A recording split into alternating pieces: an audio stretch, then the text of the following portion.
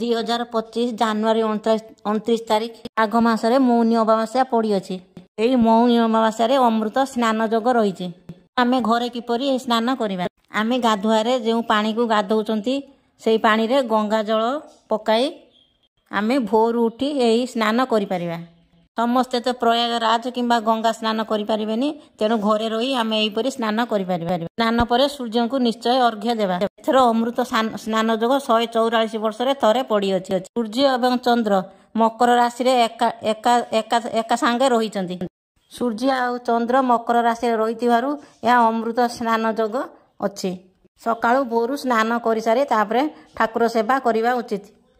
ମାଘ ମାସରେ ମୌନି ଅମାବାସ୍ୟା ପଡ଼ିଥିବାରୁ ଏହା ଅମୃତ ସ୍ନାନ ଯୋଗ ପଡ଼ୁଛି।